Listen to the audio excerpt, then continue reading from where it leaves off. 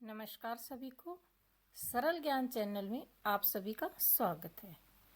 आज हम जानेंगे कि करण ने बर्बरिक से क्या पूछा।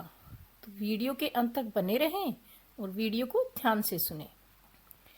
रणभूमि के बीच जहां मृत्यु मौन हो रही थी और दो महान योद्धा करण और बर्बरिक आमने सामने खड़े थे। एक दिन जिसने सब कुछ त्याग दिया था और दूसरा वो योद्धा जो सब कुछ अपनी आंखों से देख चुका था। उनके अंतिम शब्द, वो रहस्य जो आज तक किसी ने नहीं सुना। तो करण बोलते हैं कि तुम कौन हो। बर्बरिक से पूछते हैं कि तुम कौन हो।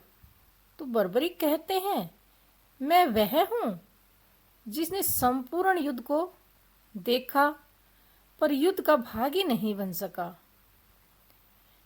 और मेरा नाम बर्बरिक है।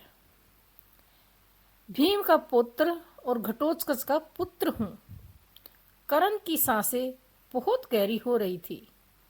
उसने बर्बरिक की आंखों में झांकते हुए पूछा, तो तुमने सब देखा है, तो बताओ क्या मैं अर्जुन से हारा।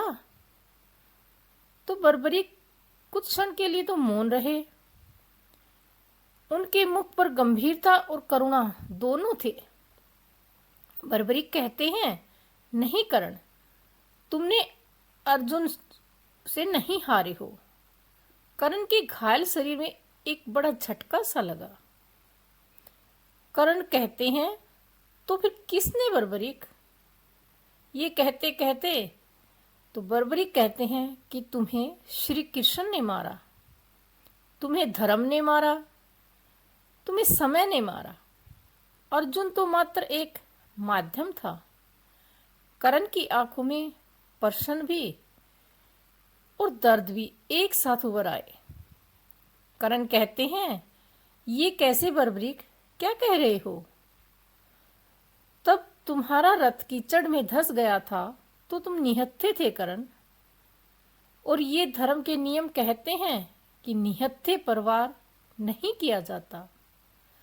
परंतु कृष्ण ने अर्जुन से कहा, अब यही समय है कि तुम वार करो करण पर। अर्जुन ने आज्ञा मानी, परंतु उस बाण को सफल करने के लिए स्वयं कृष्ण ने अपना चक्कर चलाया। उसी चक्कर ने तुम्हारे रथ और रक्षा कवच को भेदा।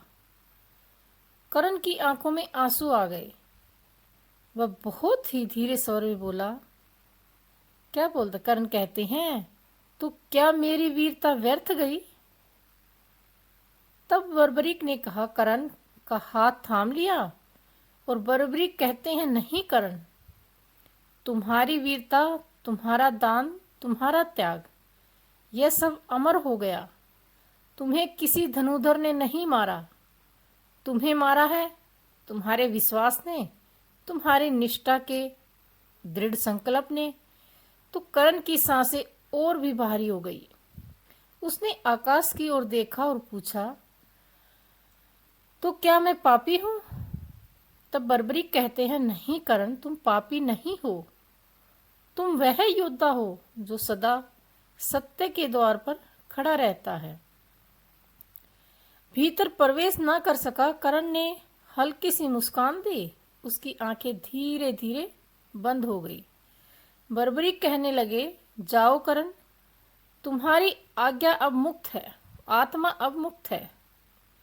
वहां कोई छल नहीं होगा, कोई भेदभाव नहीं होगा, और वहां केवल तुम्हारा सत्य होगा। बरी कहते हैं, ना मैं देव हूं, ना मैं प्रेत हूं। मैं वह हूं जिसने युद्ध का हर सांस देखा। युद्ध भूमि मौन हो गई, केवल गूंज रह गई, और एक वीर की अमर कथा, सूर्य पुत्र जन्म से ही दिव्य कवच कुंडल से युक्त, जन्म लेते ही उसे एक अजय योद्धा बनने का वरदान मिला था। लेकिन विडंबना यह रही कि उनका पालन पोषण एक सारथी के घर में हुआ। समाज ने उसे बार बार बहुत अपमानित किया, लेकिन उसी अपमान ने उसे एक योद्धा भी बनाया जो हर चुनौती को स्वीकार करता रहा। गुरु परशुराम ने ब्रह्मशास्त्र और दिव्य शास्त्रों का ज्ञान प्राप्त किया, परंतु श्राप भी मिला कि आवश्यकता पड़ने पर वह तुम्हें याद नहीं रहेगा। बर्बरी घटोत्कच के पुत्र भीम का पुत्र बचपन से ही अद्वितीय शक्ति से संपन्न था। उनकी मां विडम्बना ने उन्हें व्रत दिलाया था कि युद्ध में वह सदैव कमजोर पक्ष का साथ देगा। स्वयं शिव ने उसे 3 अवैध बाण प्रदान किए थे। एक बाण से शत्रु की पहचान, और दूसरे बाण से उनका वध, और तीसरे बाण से सब कुछ समाप्त कर सकता है। और पुण्य पूर्णता करने की अद्भुत शक्ति थी। उनके पास एक ऐसा धनुष था जिसने संपूर्ण युद्ध कुछ ही क्षण में समाप्त हो सकता था। शौर्य और सामर्थ्य का तुलनायक चित्रण करण का शौर्य उसके जीवन का संघर्ष से निकला था, और वह निरंतर अभ्यास करता, हर युद्ध को अपने सम्मान की लड़ाई मानता। उसके पास असंख्य दिव्यास्त्र थे, परंतु वे सीमित प्रयोग योग्य थे, और बर्बरिक का शौर्य असाधारण था। उनके पास 3 बाण पूरे महायुद्ध को एक ही पल में समाप्त करने में सक्षम थे, किंतु उनकी शपथ कमजोर का साथ देने की उसे युद्ध में निष्पक्ष नहीं रहने देती। यदि वह युद्ध भूमि में उतरता तो हर बार कमजोर पक्ष का समर्थन देता और युद्ध कभी समाप्त ही ना होता।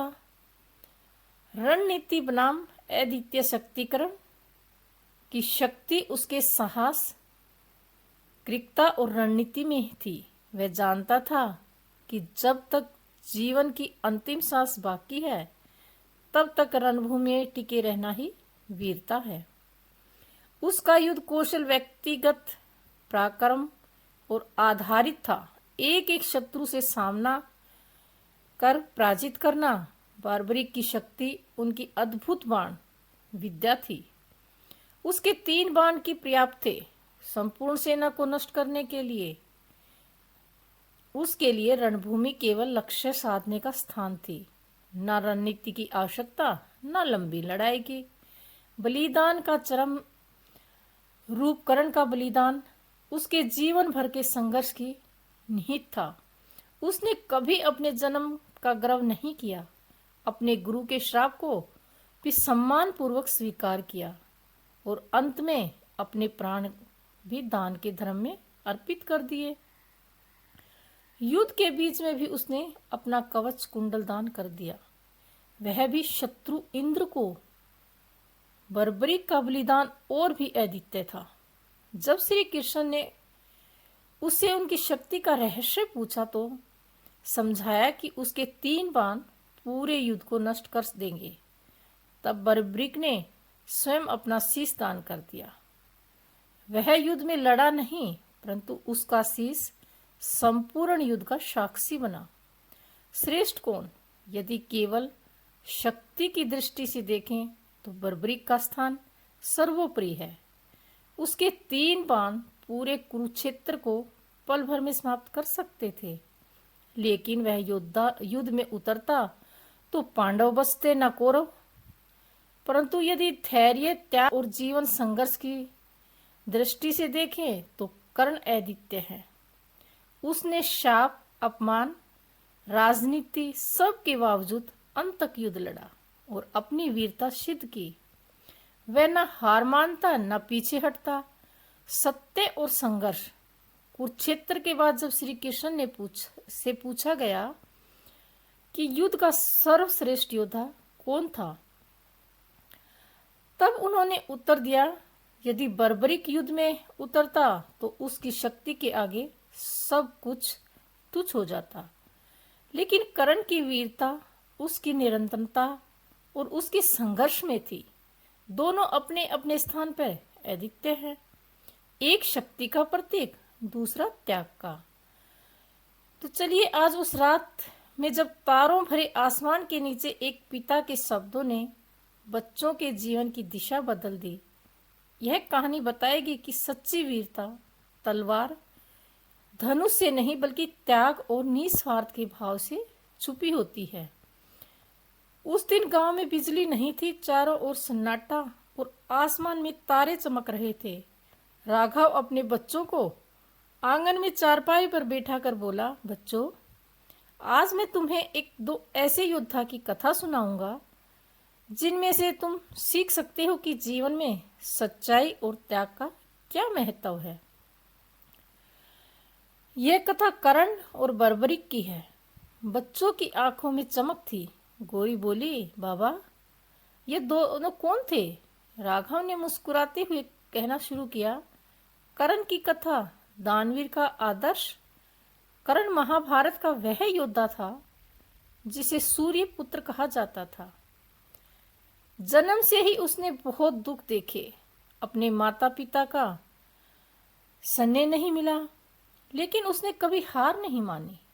वह इतना दानवीर था कि जीवन में जो भी कोई उससे कुछ मांगता, वो बिना सोचे समझे उसे दे देता था। युद्ध के पहले दिन एक ब्राह्मण ने उनसे उनकी कवच कुंडल मांग लिए, तो जन्म से ही उसके शरीर से जुड़े थे और उसकी रक्षा भी करते थे। उसने वह कवच कुंडल बिना एक पल सोचे उतार कर दे दिए, भले ही उसे पता था कि इससे उसकी मृत्यु भी निश्चित हो सक जाएगी। इसमें हमें ये सीख मिलती है कि जब हालात ठीक हों, लोग तुम्हें गलत समझे, तब भी सही काम करना ही सच्चा साहस है।